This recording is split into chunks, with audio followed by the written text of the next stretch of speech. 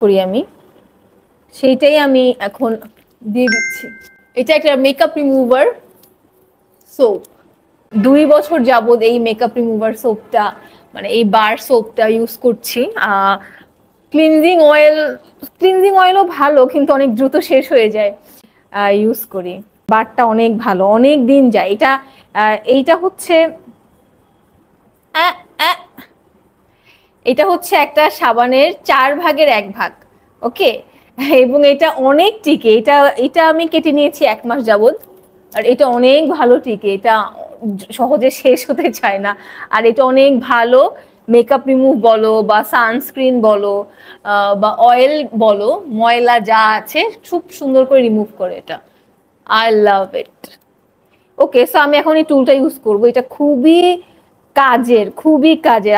আমি জানি এটা কারো কাছে না থাকলেও সবাই এটা দেখেছে, সুপার শপে তো সবাই দেখে, কিন্তু কেউ এটা নেয় না। অনেকেই এটাকে আননেসেসারি মনে করে, অনেকেই ভাবে যে এটা মানে কোনো কাজেই আসে না, বাট এটা অনেক কাজে আসে। যাদের স্কিন আমার মতো ফালতু স্কিন, তাদের জন্য এটা মাস্ট। অনেকে আছে যে অনেক ভালো ভালো ব্র্যান্ডের ফেস ওয়াশ ইউজ করে, অনেক ভালো ভালো প্রোডাক্ট ইউজ করে, দামি দামি প্রোডাক্ট ইউজ করে, কিন্তু কোনো কাজই দেয় না। কেন? কিভাবে কাজে দিবে? আমাদের স্কিনের ভেতর পর্যন্ত তো যাই না প্রোডাক্ট। হাত দিয়ে এত স্কিন ক্লিন করা যায় না। এবং এই টুলটা ইউজ করার পর থেকে কিন্তু আমার ব্ল্যাক হেডস, হোয়াইট হেডস এবং আমার পিম্পল, বাম্পস হওয়া মানে একদমই, ব্ল্যাক হেডস, হোয়াইট হেডস নাই হয়ে যায়নি, বাট বাম্পস একদম নাই হয়ে গিয়েছে। মাশাল্লাহ মাশাল্লাহ। এটা দিয়ে কিন্তু জোরে জোরে মাসাজ করা যাবে না, একদম হালকা হালকা। আমি এটা 100% রেকমেন্ড করবো। এটা আমি নিজের টাকা দিয়ে কিনেছি এবং এটা আসলেই খুব ভালো কাজ করে, অনেক ভালো কাজ করে নাকের মধ্যে।